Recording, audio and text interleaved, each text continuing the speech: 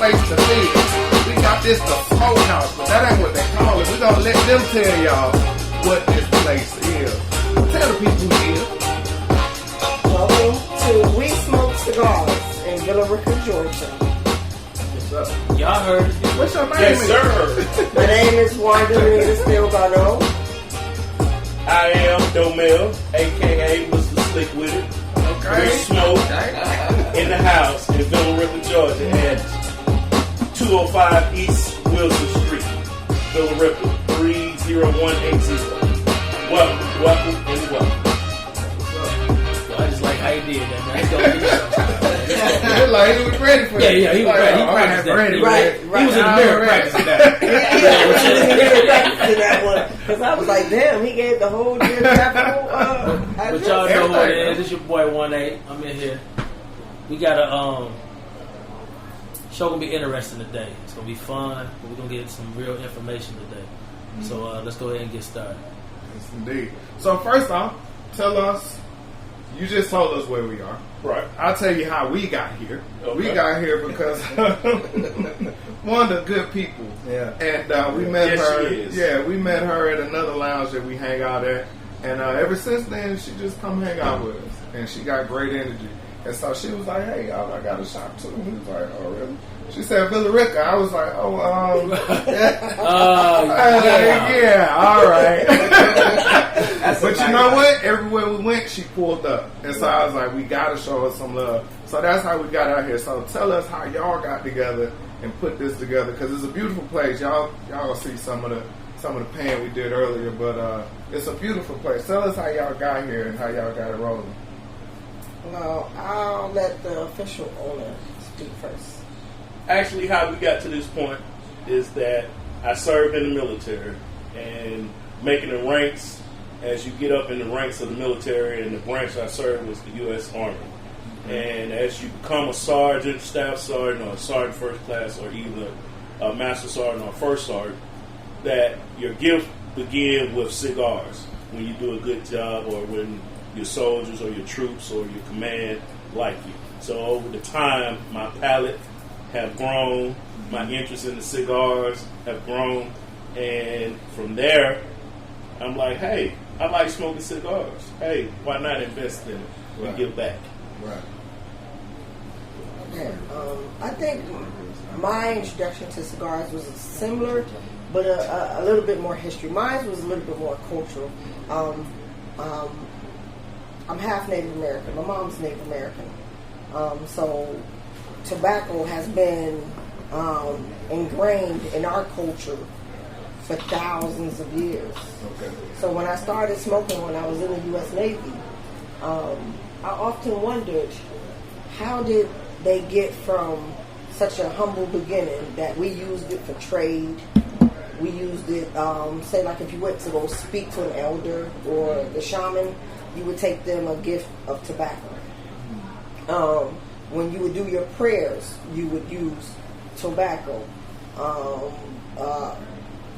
Despite what people think, when they would see the peace pipe, they always thought that was weed. That was never weed. Weed was used as a woman's medicine. Only women smoked weed, and they didn't really smoke it. They used it like dip. They put it in their mouth, and they used it for like cramps or giving birth. So the men never really used marijuana or cannabis, as they call it. Only women. It's called the actual official name is PG, which means woman's medicine. But tobacco, which is called Hayoka Noshne, which means sacred leaf or gift from God, was used in everything. So I often wondered, how did it get from such a humble beginning ingrained in our culture to everybody smoking these nice fancy sticks? Right. And then I started doing more research, and I started saying that you got all these companies that's making billions of dollars off of this, and yet we Native Americans are still struggling on the reservation, but we introduced the world to this. Good old American way. Yeah. So I guess that piqued my interest, and that's what got me into what got me into the industry was actually when I came home from Iraq. A friend of mine owned a cigar bar, and he had to go out of town for like over 30 days, and he didn't have anybody that he really could trust to watch the bar for him. So he asked me, he said, hey, can you manage the bar for me while I'm gone? And I was like, I don't know the first thing. I smoke them, but I don't know nothing about it. He was like, you're a quick learner, military, you catch on fast. You know, I'll do you a 2-week session, and then when I leave, you got it. And that was 16 years ago. And ever since then, I've managed over 3 different shops. I've helped stood up 2 shops. So with this one, when I was introduced to him, knowing that he had a military background, I said what I would do is I would bring my expertise to him and make sure that he excel in it and be a proper gentleman in the industry and not just another with a shop. You can say it, it's all right. Okay. we all. We're just not another nigga with a shop. Yeah, we all. Yeah, right. Yeah, I don't want to see him, fail at it. I want to see this thrive. I want to see it be a part of the community, a pillar of the community, and a pillar, a light for veterans, a safe house, as you will. Veterans come here and they know it's a safe place for them. If they want to talk about what's ailing them, they can. Right. If they don't want to talk, if they just want to come smoke, have a sip, and be chill, they can do that as well. Because I know that feeling. Preach, my sister. Preach, my sister. That's very important because I work with some veterans and some days I'll be wanting to be like, yo, you all right? Do I need to leave? Just let me know. When we first came in, you wasn't here. Right. I ain't saying like even better. No. I just recollect the story. Like, you know how they say, like this happens. You never know what's in somebody until you actually get inside of them. Right. Correct. And on the outside, I was like, yo, this gave me the right place because it's like a house. Right. You know what I'm saying? And when you walk in, to me personally, it's a big ass man cave or woman cave, whatever. I don't want to get no trouble. Right. Women had their caves too. You can call it a man cave. She shake. Yeah. It's 2021. I gotta give everybody their shit. Right. You know what I'm saying? Very warm feeling.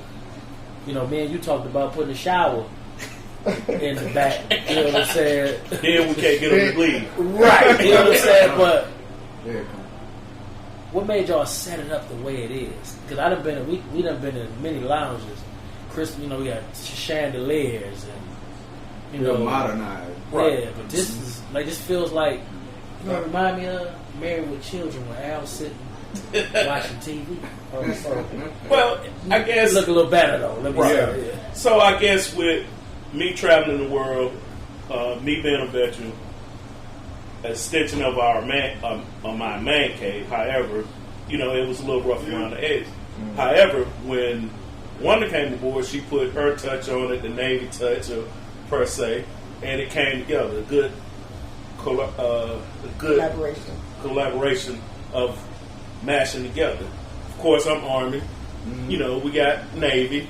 Which today is the game. It's the Army-Navy game. Right. Navy beat Army. Right. Today is December 11th. Yeah. The Army-Navy game with great tradition. No matter which team we own, we still serve this great country.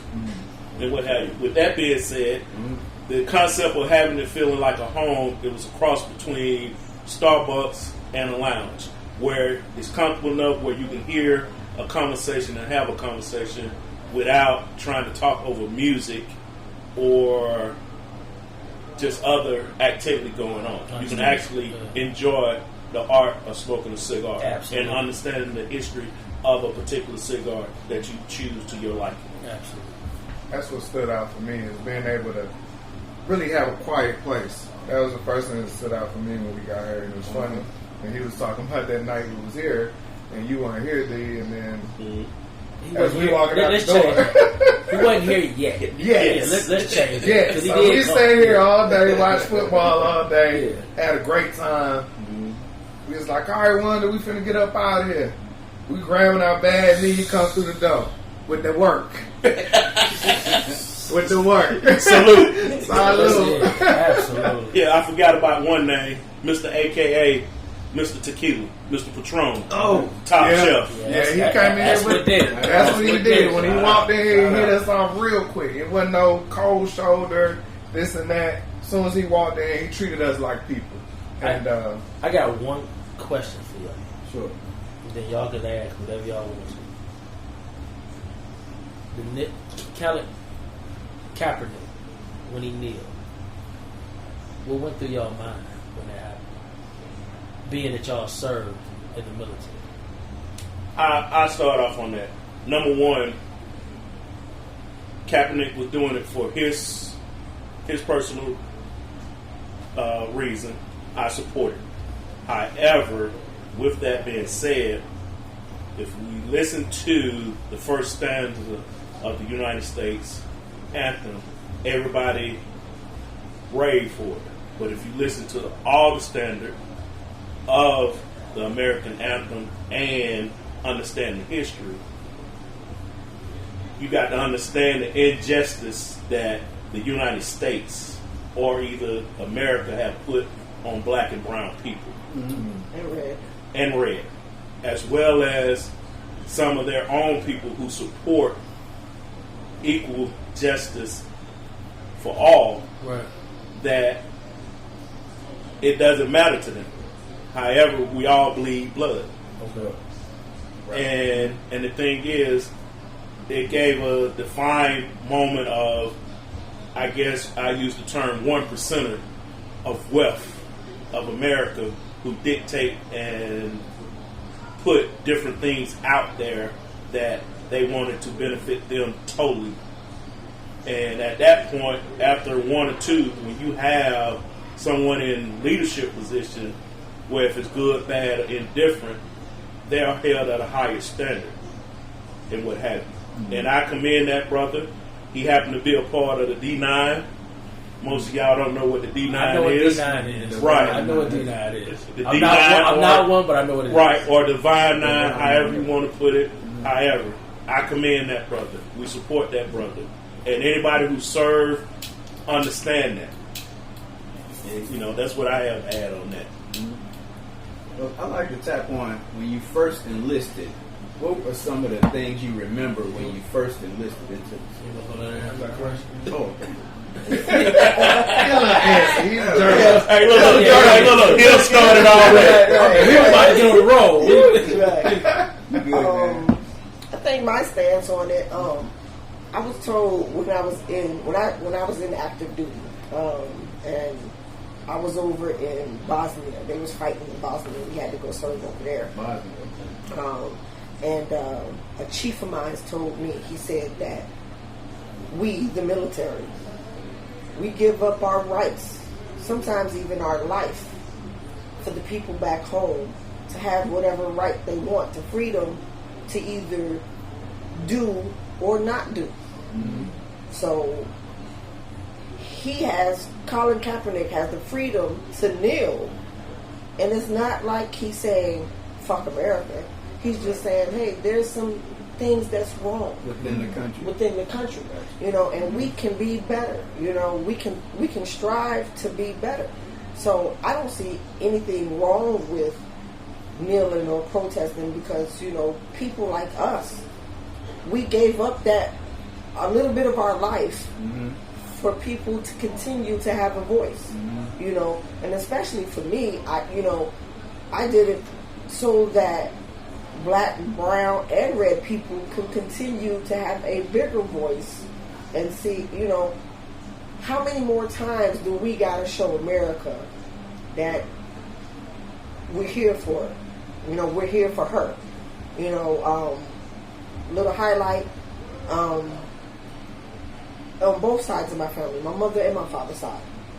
At least 2 people have served in the military. But it wasn't until my aunt, who's only 10 years older than me, she was the first person to serve in the military that actually had the right to vote too. So you had black, brown, and red people serving in the military who didn't even have the right to vote. or to have the same rights that you would get Right. an average American. My grandfather, my mom's dad served in Korea and had to come home from Korea to bury his brother who was lynched by a sheriff while fighting in Korea. So, you know, I think when the other side, you know, I think what it is the lack of communication or the lack of wanting to accept our reality of what we face. You know, they want to say that it's disrespecting the flag, it's disrespecting the troops, and I don't take it like that. You know, what's disrespectful to the troops is when our ass get home, the VA don't take care of us. Yeah, let's get into that. That's disrespectful. Yeah, let's get into that. I see a lot of, and I know you got the frauds out there, but I know people that have to use the VA. Right. You know, it's like a crapshoot, if I could say that. Yes. You know what I'm saying? Of if you get even seen at a time where you really need the help. Yeah. Well, my mother asked me one time, she said, why do you continue to go to the VA? And like I just told you guys earlier, I came up with this notion. They love saying that when we're active, oh, you signed the dotted line. You signed the dotted line, so you know what it is. But now that we out, you motherfuckers made the contract. So adhere to that contract. I understand. So if we don't use the VA, we don't make them adhere to their responsibilities. You know, they have to be held accountable for what they said they would do for us when we got back home. Right. I get that. You know, and if you don't continue to use the VA, if people like myself and Domel and other people, my sister's military, two of my aunts, four of my uncles, you know, my dad was retired Navy, my grandfathers, both of my grandfathers, you know, both of my great grandfathers, you know, if we didn't, you know, use this system, you know, then we get lost in translation. We get lost in the system, and we don't make them hold up to their end of the deal. So I encourage all veterans to use the VA. You know, yes, can I get? I still have TRICARE. I can go out and use my private TRICARE for a private doctor. But that's not what y'all said y'all would do. Right. You know, why should I have to go find and locate, you know? And then, furthermore, most of our ailments or injuries came from the service. Right. So military doctors at the VA, they know better. You know, most civilian doctors don't know what ails us because they don't know military life. Right. I know they just got pinched not too long ago for throwing medical records out in the trash. Right. In the basement of the Atlanta VA. They found a whole basement and threw it. Yeah. Rule number 2 of going to a cigar lounge: bring your own tools. I got it in my locker right here. Oh, you got a lot of floss on. And once again, WeSmoke do offer wall lockers here. Right. And membership. Oh, wow. That's what I'm talking about. I got my locker. I don't want to Right. floss from y'all. Right. Yeah. It's always good to have some rich friends.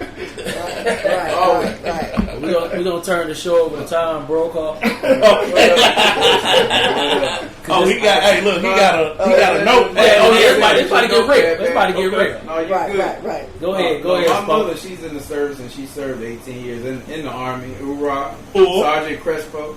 So I have a background in the military. My father did as well. So first and foremost, I'd like to say thank you guys for your service and every patron that's here this evening. Thank you. I'll forever be indebted to you for your service.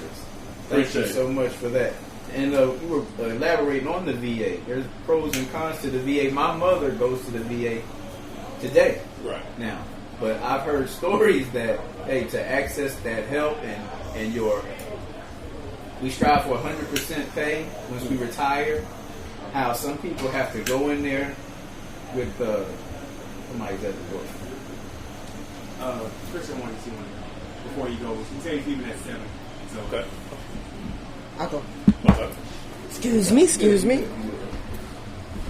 And how she says it's sad sometimes how you have to almost put on a little bit.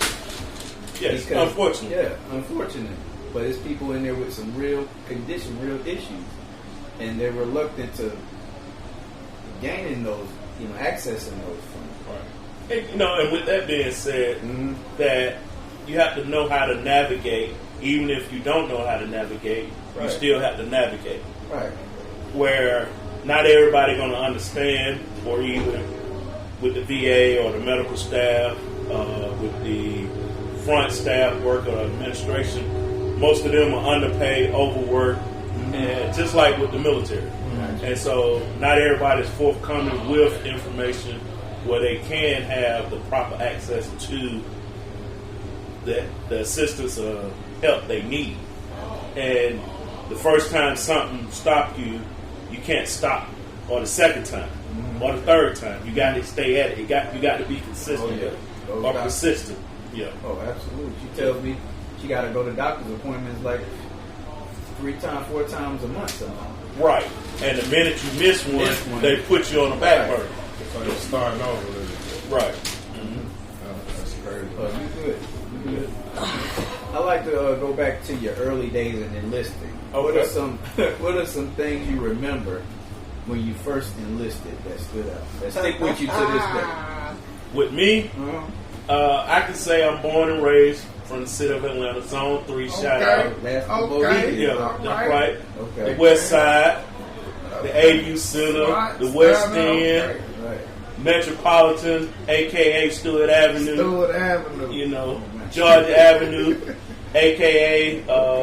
Bankhead. Abernathy. So you and all don't that give good us stuff. that quest like it either. You know, Right. all the No, background. yeah. Yes, sir. Yes, sir.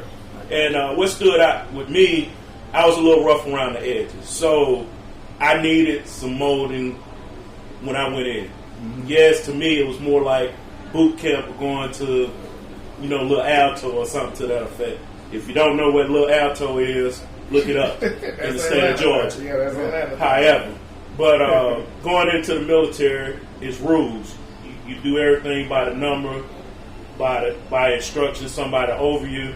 But when you learn the game and understand what's going on after you assign that dotted line, you have a lot of responsibility. Sure. Where if you're a private or a buck sergeant or a staff sergeant or a senior sergeant, you have responsibility, and that's a lot of weight to put on an individual when they're not prepared for that. Also, when they do hold you accountable, we also need to hold the people that are in charge accountable as well. It's all about accountability. Yeah. Right. I think for me, my first days of enlistment, like I said, my family, all of my siblings, all 5 of us, military. I'm the youngest of the bunch. My dad was retired Navy. I looked up to my dad, Sure. so that's why I chose the Navy. We're going to get into that later. Right. So yeah, but also another cultural aspect of it is I think the Native American part in me, it's seen as a rite of passage to do the military, to give Right. to the Sir. military. Native American population in the United States, here's a little fun fact, we only make up 0.01% of the populace. But in the Marine Corps, Native Americans make up 7%. Wow. So that's almost like what they tell us to go to college. That's almost the They tell us to go to war. Yeah. Wow.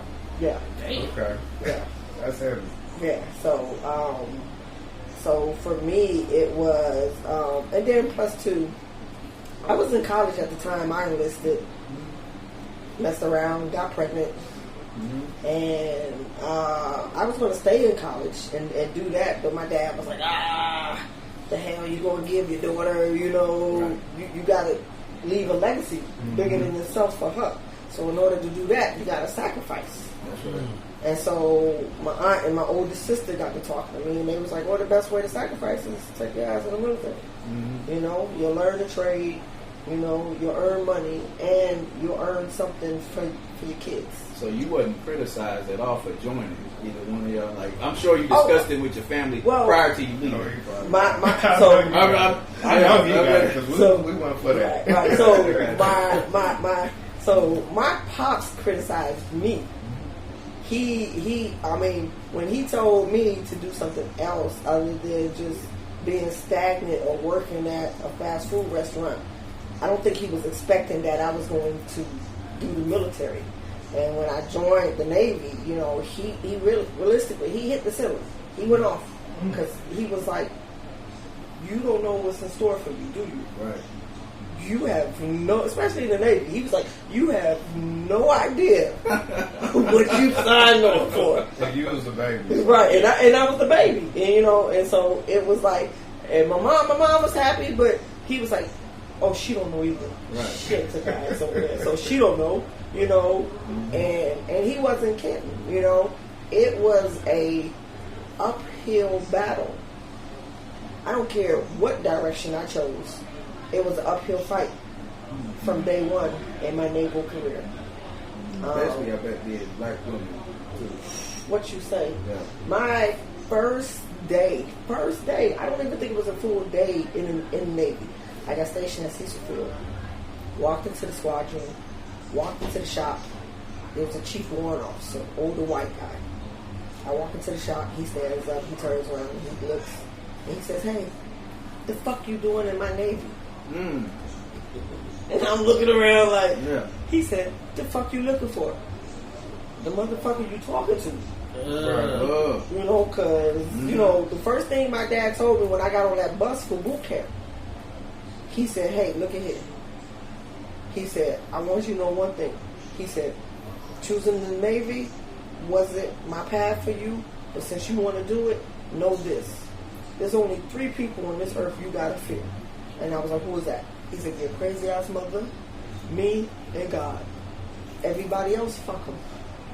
So with that, I was like, okay, shit. So when this chief warrant officer was talking crazy to me, I was like, yo, you know, and I had never experienced, I'm 20 years old. Right. Never experienced racism a day in my life because all the schools I went to were predominantly black. The neighborhoods I lived in were predominantly black. You know, and when I wasn't up north in Connecticut or, you know, New Jersey, New York, you know, living, I would go to the reservation. That's all the way red. So, you know, my interactions with white people were very limited. You know, so having to transition to the military, the Navy, to an all white or predominantly white man's world, you know, it was a culture shock. And he said, you know, he asked me what the fuck I was doing in his Navy, and I was like, what do you mean? And he was like, let me tell you something. He said, you ain't gonna do shit but get in the fucking way. And I was like, excuse me? And everybody else in the shop had their heads down. You know, no one stood up for me. Yeah. No one was saying nothing. And he turned around, and this is what he said to me. He said, you got 2 strikes against you. You a bitch, you bleed, and you the wrong color. So this was 1993. This ain't 1963. That ain't too far. Right. This wasn't 1963. This was 1993. And this old white man was saying this to me. And that crushed me because that was not, but it was an awakening, and you know, and I got what my dad was talking about. You didn't seem like that was to you. It didn't seem like this was like a psychological test that I'm going through. No, this was some real shit. Right. Okay. He was dead ass serious. So I went to my barracks and I cried, I bawled. I called my mother first. She really didn't. I don't know. Maybe you should just quit. You know, I'm gonna call my pops. Call my dad. He was living up in New York at the time. I called him. I said, Pops, this is what he said, you know. And first thing he told me, he said, hey, stop motherfucking crying. Stop crying. I can't understand what you're saying. Yeah. So I told him the story. We can still. So I was like, I told him the story. He said, hey, I'm gonna tell you what you need to do. My first reaction was like, what, knock that motherfucker out? He said, no, don't do that. He's like, you work that motherfucker up out of a job. Right. He said, that's what you do. He said, what do he do? I said, he's a chief warrant officer. He said, then that's what the fuck you shoot for. He said, and make it so that no other chief warrant officer looks down on another person that looks like you. And say that. Like, listen. So that's what I did. So, hey, D, let me ask you something. What are some things that you remember about military life or being deployed, or actually being deployed? Whew. He was never deployed. Really? Got lucky. Deployed, never deployed, really. However, I was deployed the minute I said I do and got on that ride to Oklahoma and on that cattle bus. Deployment every day when the number outweigh you. Yeah. However, That's it. the first question you was asking Wanda about my first introduction into the military Sure. or what have you. I came close to going into the Navy. However, it was something about the submarines and hot racking. I couldn't deal with that. So I chose. What is that? I let the Navy over here tell you that. Hot racking is, and they only use it on the ships. Right. Because the ships are so confined and it's so small, so but you need a certain amount of number of people to make this ship work. So there's 2 people to a rack. Or 3 or 4. No. At the time, No. 89. No. He don't know. He wasn't never in the Navy. So there's 2 people to a rack. Only 2. So while one is working, one is in the bed sleeping. I figure y'all talking about Right, okay. right. So when that one wakes up, the other one's getting off, takes a shower, and he gets in the bed. So that's what they call hot racking. Yeah. So I went into the military. I went into the Army. Right. The Army. Right. And so the question that you was asking Wanda about, did I get any flack going in? Yeah, I got some flack, but it was my choice.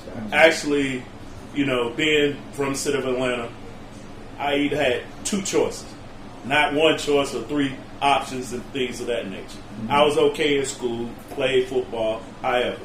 But either I had the streets of the jail, or I can go in the military and get some kind of pay, skill set, and what have you. However, I ain't going to say I chose the wrong job, but it made me a better person. Nothing wrong with that.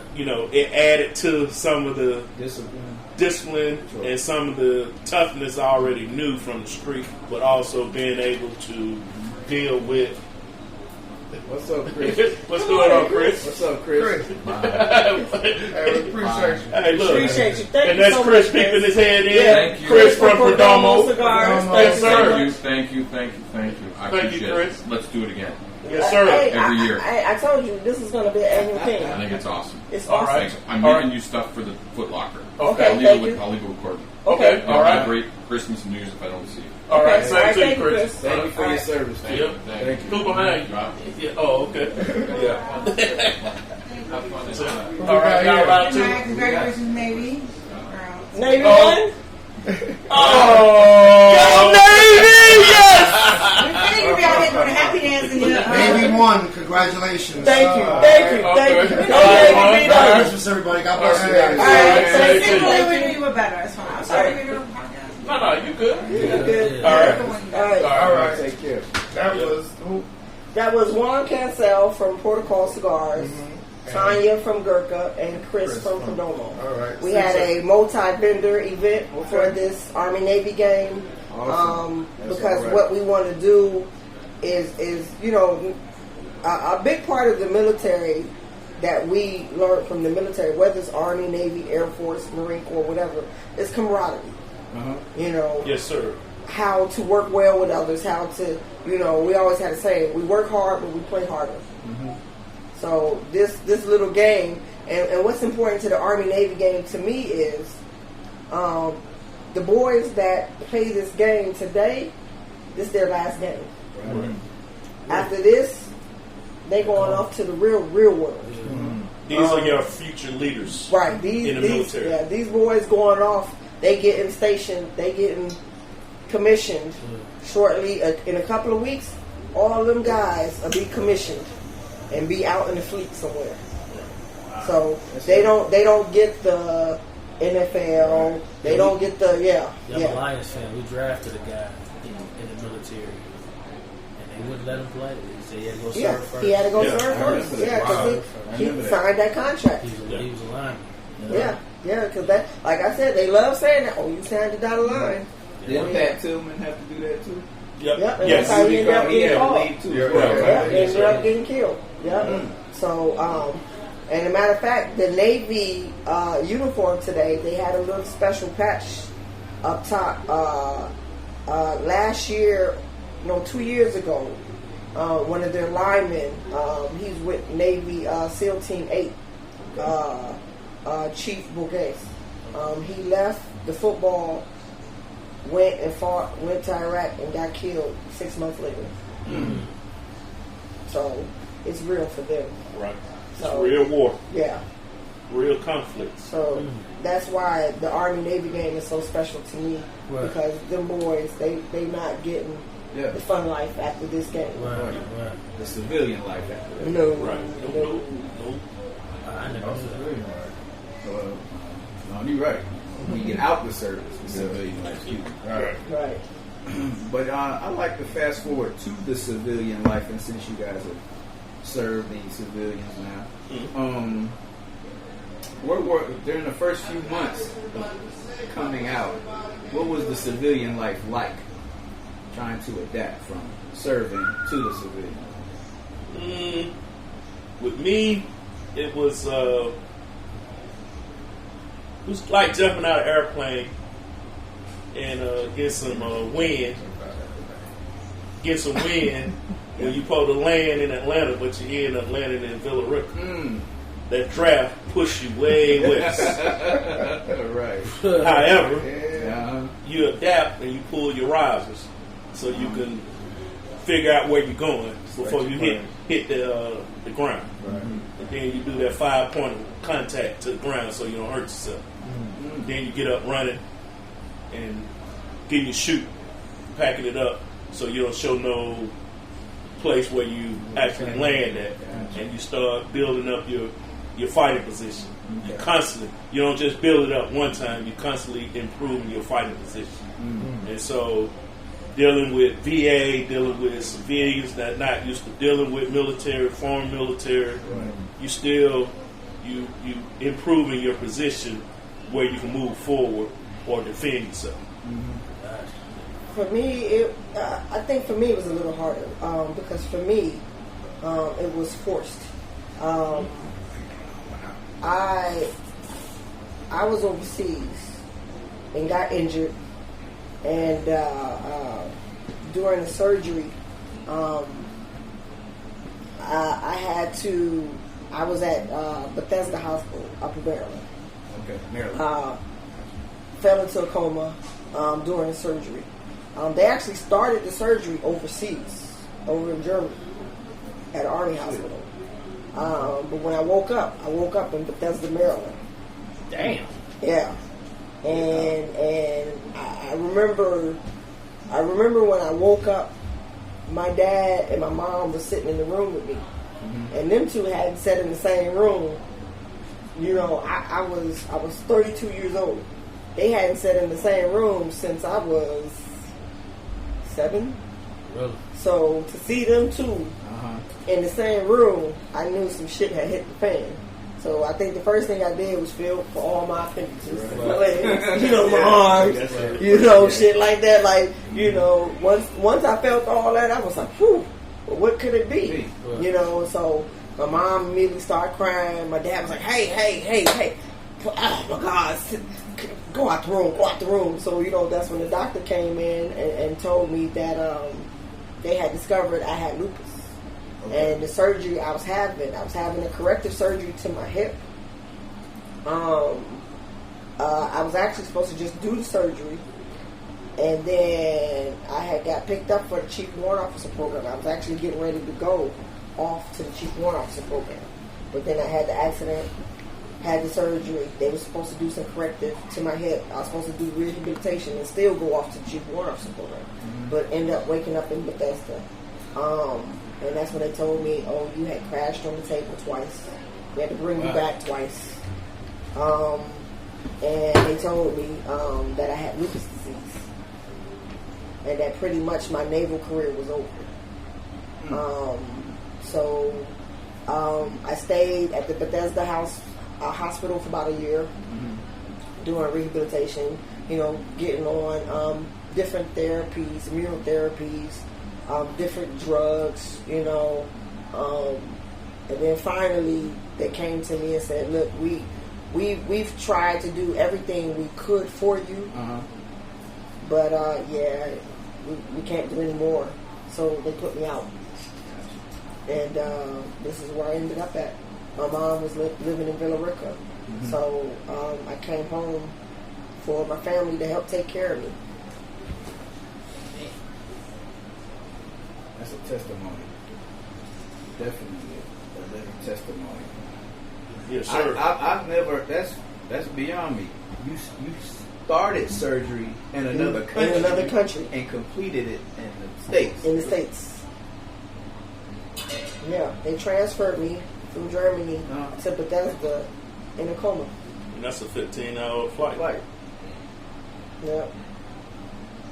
That's crazy. Yeah, and trying to wrap my head around that, I'm not gonna lie, I had a lot of difficulties. I had a lot of, I would probably say I was self-destructive my first few years of being home because I didn't want to accept that I was done. Because I had a naval doctor tell me to my face, oh, you'll never work again. You'll never do anything again. You know? You And wasn't sleeping on the floor when you got out. no. You weren't sleeping in the woods. Yeah, that would be me. Yeah, you wasn't sleeping in the woods.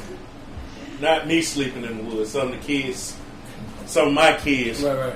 I told them a putt tip, meaning I give you a shelter half, and your other sibling have another shelter half, put it together and put you out in the backyard by the wood line. Right. What's the wood line? The trees out there. Right. Damn. Yeah. So You spoke about difficulties. Now, being in the service, super disciplined, first and foremost. Yes. So when you came out, what was difficult about being around civilians? the lack Some of you just absolutely didn't tolerate. the lack of discipline and time management. So punctuality is everything. Yes, because if we need to be somewhere at 8 o'clock, and you showing up at 8 o'clock, you're Right. late. Or if you're on time, you're late. That's Right. So it was always 10 minutes or 15 minutes before, and then being in the military, if you never got there 10 minutes prior, so your sergeant would give you 20 minutes. You didn't get there in 20 minutes, you be there 30 minutes. You didn't get there in 30 minutes, you be there an hour. And so the thing about it, being in the Army, it wasn't just that sergeant that was in charge of you. You had other sergeants, other leadership that will hold you accountable. And then eventually, once you make rank, now you have the perspective of a leader, understanding why they did that. They don't have to beat you up or put you in the mud and all that good stuff. But I learned over time in the military that it's two things that they can affect me as a person is my time and my money. They wouldn't take all my money, but they can affect it and my time. Right. And they also have something called Article 15, which is Article 15? Article Yes. 15. That was a movie about that. They Right. put your ass out with no benefits, right. no nothing, and Article 15, you could never hold another government job. So you couldn't work for the post office, you couldn't work for anything state or federal. Because And basically they're saying that That's almost like going AWOL type deal. not quite. AWOL. Yeah. It's just basically saying that this person can't follow structure and orders. Right. Yeah. And so, and on the other side of that, if you get any type of job, the first thing, if you tell them you've been in the military, the first thing they ask for is your DD-214. And that right there will sum up everything that you done did in the military. So based on your DD-214, depending on what you receive, is based on what kind of job and benefits you can receive after the military. This shit is deep, man. If I was a fan listening to this, I'd probably be a little discouraged about even enlisting. Well, but it's just like anything else. That's just like if you play sports, you got to put in the practice, you got to put in your time to benefit or to excel, because you cannot practice or not study your playbook and think you're going to go out there and play the game at the next level. Because just like with school, just like being get certificates or anything that you do or skill set, you constantly learning. And it's just going back to the tobacco industry. No matter how much you know about it, where if you know a lot about Perdomo brand or Gurkha, you have another brand you need to learn. Where you getting it from, Nicaraguan or Cuba, or either you getting it from Mexico. You got to learn all that. You just can't stay in one little block and what have you. I've been I'm glad you brought that up. Gurkha, Perdomo, those are big brands in the cigar industry. But you guys are in Villa Rica, Georgia. I don't know how many people know this place even exists. You know what I'm saying? Villa Rica, Georgia. How did you manage to get them here? To get them here is where you reach out. This is where you're networking, and this is where your skill set as a person, you're growing as an individual when you network and teamwork and collaboration with other people.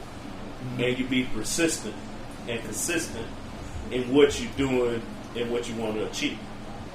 And you offering that, hey, I'm opening up another business or opening up a shop here in Villa Rica, Georgia. And so with them big brands, they are always trying to expand. It's just like a brand name of Coke and Pepsi. Either you're going to have somebody that like Coke or dislike Coke. Or you're going to have somebody that's going to like Pepsi or dislike Pepsi. Or they might not like Coke, but they like Sprite or the Fanta Orange or, different brands of that tier. You know you're from Atlanta, you said Fanta Orange. Fanta Orange? That's right, Orange. That's right. Only in the South. Oh, yeah, only in the South. I want to ask y'all, it's a two-part question. Yes, sir. What's one of the biggest compliments that you've gotten from a stranger while you're in uniform, and what were we heard one of your worst experiences while you're in uniform. What were one of your worst experiences you had while you was in uniform? My biggest compliment is always thank you for your service and what have you. However, the ones that tell me thank you for my service, majority of the time they never served, but their parents or grandparents served. And what have you. While in uniform, I'm a little rough around the edges because, I can say I'm a Christian. However, if you test me, I work with you. And, I forget the rapper name. You don't want to try me.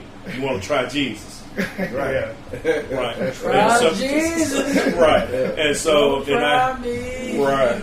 And, right.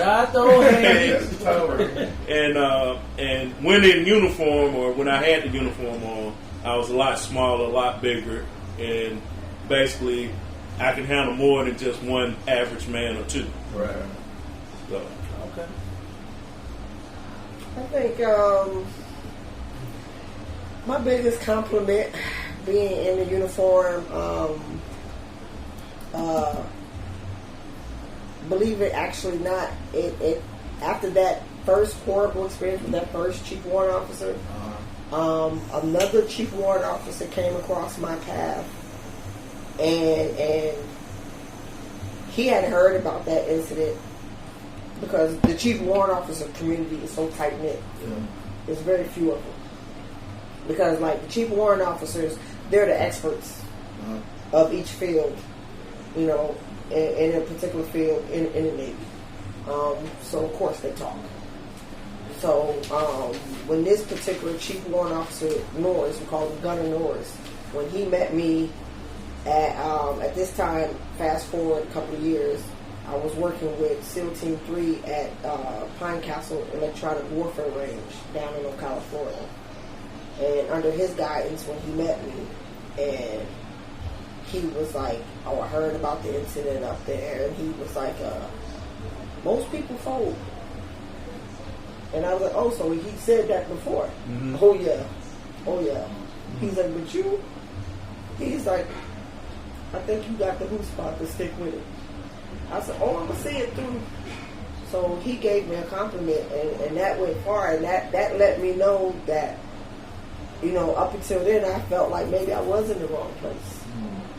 But talking to him, I knew, okay, maybe I'm in the right place. And like he said, you know, just the daily compliments when people will see you out and about in your uniform. "Oh, thank you for your service," you know, and so, you know, but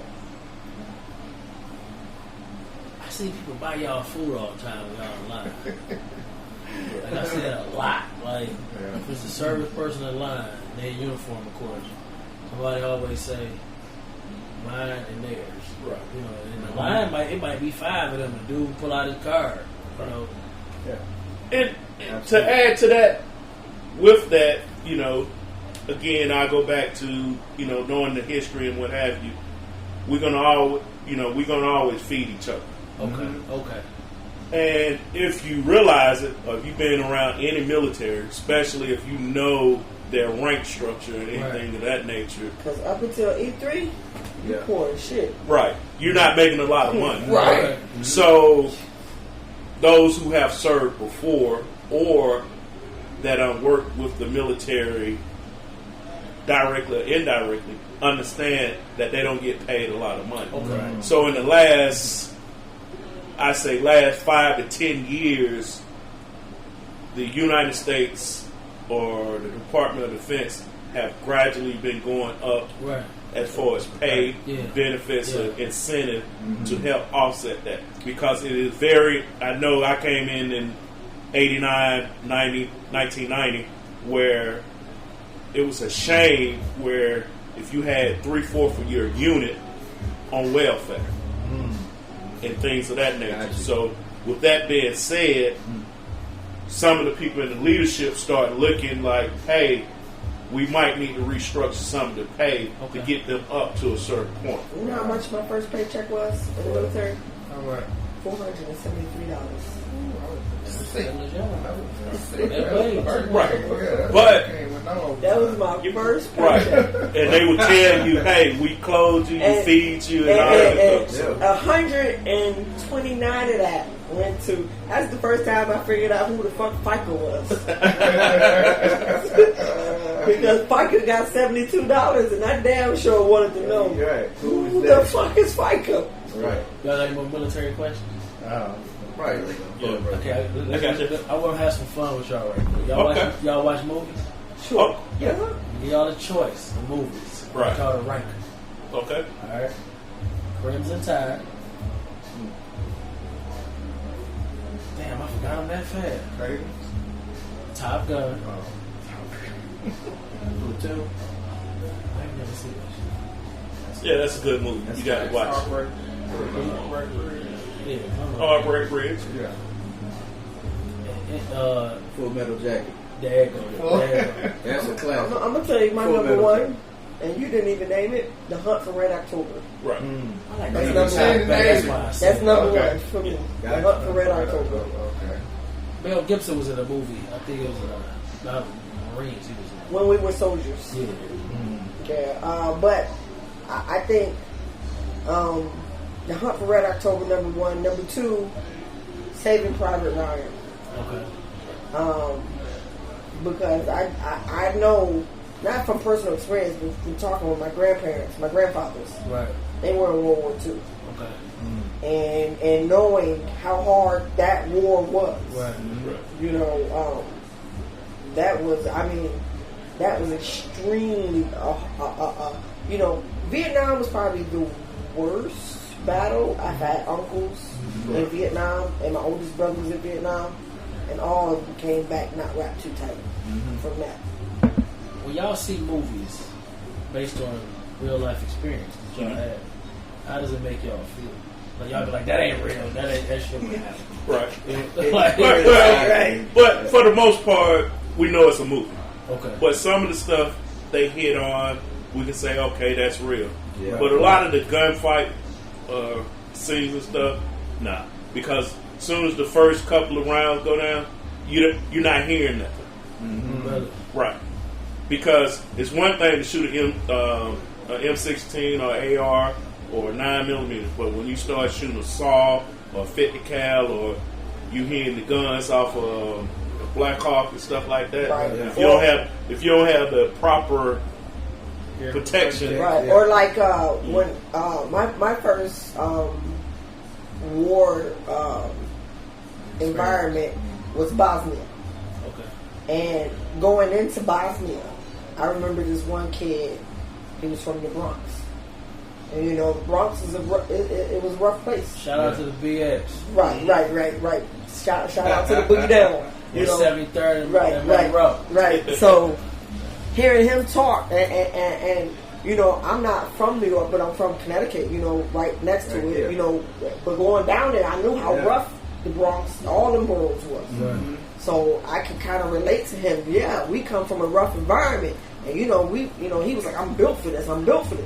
But when we got over there, and they shooting shit bigger than a 45 at you, Right. I don't care what you think you built for.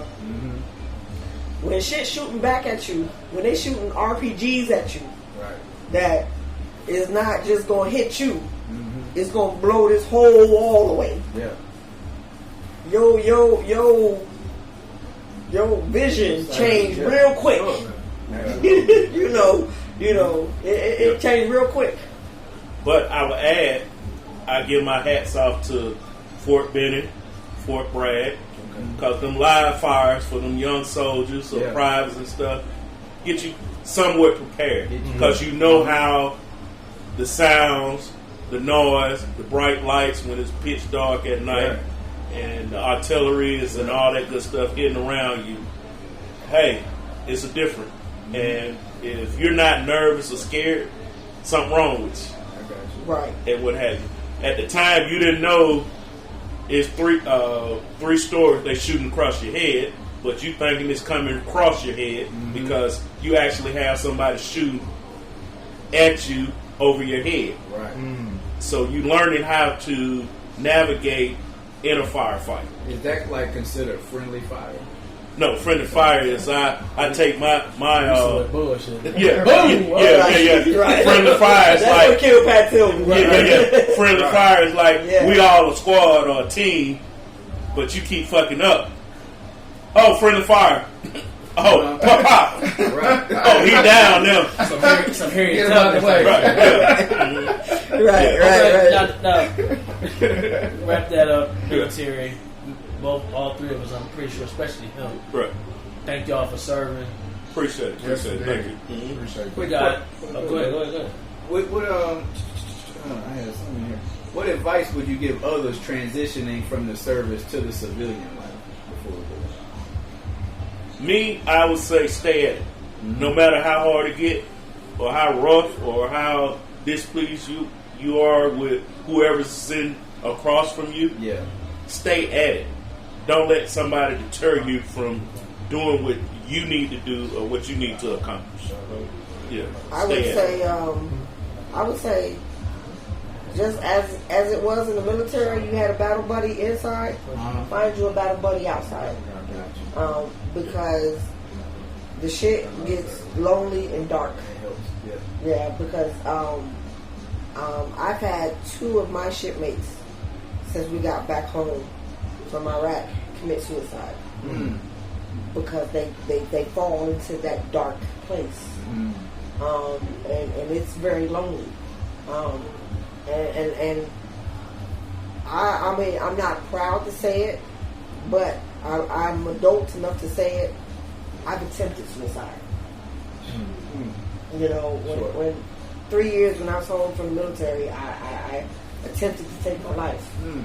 Luckily, they found me, took me to the hospital. You know, so all I can tell a person is to just know you're not in the fight alone.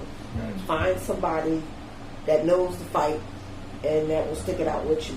It's a place they can go to even have a conversation. Right here, WeSmoke cigars. Exactly. Yes, Right. sir. Villa Rica. Right, because we know what that is. We know what that dark place is. And they welcome you with open arms. Open arms. Yeah. Talk about whatever. I think this is a safe haven for vets to come in. We met, was he? I don't remember if he was that or not, but when we were sitting here, he just sat here and just shot The guy, shit with us. the guy starts going to That was smoke. fucking with when I was No. oh, Shit, okay. man, y'all have nights that y'all do certain things. I don't know exactly, so I don't want to say it. What nights do y'all? Because I know you got poker one night. Yeah, Right. we have poker on Monday nights. Any other night, we're pretty much free and open. At least one Friday out of the month, we do movie night. Okay. I'm going to also start game night up, Okay. where we do board games, card games, dominoes. You know, because I don't want this shop to be like the other typical shops. And I'm not trying to step on anybody's toes. Sure. Step on. You know. I do all the time. And we all They get expect- But, we get in trouble. But I think there's enough places to go where there's music and DJs and bands. I don't want any of that for this establishment. I want this place to be a place that people can really come and smoke, have a conversation, and truly unwind. Gotcha. You know, you have fun in some of the most simplest things. You know, I've sat here till 2 o'clock in the morning one night, me and my homeboys just playing checkers or chess. Right. You know, something simple. Good decompression. Yeah, Somewhere to smoking, decompress. playing, you know, talking shit with each other, you know. So we're building on our schedule as of right now. Monday nights is poker. Like I said, one Friday of the month, the second Friday of the month, I try to do movie night. Movie night. Where we pick a couple of movies, show it on the TV, sit out there, you know, we order pizza or wings. And people come smoke, watch the movie, talk shit, you know, after, you know, critique the movie, laugh at it, you know, whatever. And like I said, then I'm going to try to incorporate game night. But I want to keep it simple. I want to keep it where the focus is on cigars. And of course, we have, you know, anytime a football game, basketball game, we're going to have that on the big screen, playing it. And our motto is, if you're here smoking a stick, if We it's don't close. Yeah, if it's close to closing time, hey, we stay open. As long as that customer is in here or customers are into this establishment, you're welcome. Right. That's what's up. Before we get out of here, I want to say thank you to you both for just even taking y'all time to do this for us. We appreciate y'all in many ways. Wanda, I don't know what it was about you when we first met you. It was like, yo, that I like her. Yes, sir. Yes, sir. Same with you, bro. I mean, you got us drunk first. I mean, I didn't get drunk. Hey, look, AKA Mr. Tequila. right. Hey, Hey, y'all, they out here, man. Come out here, please. What's the address again? Oh, bring your own bottle. That's one of the best things. Bring your own bottle. Yes, sir. Yes, Because sir. we don't have a liquor store around here. Yeah.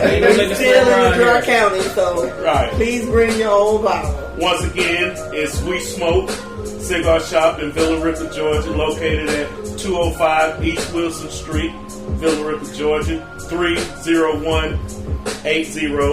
We're located directly behind Ford dealership off of 78. And And you got one more thing. Come Navy, baby, beat Harvey. know you're right.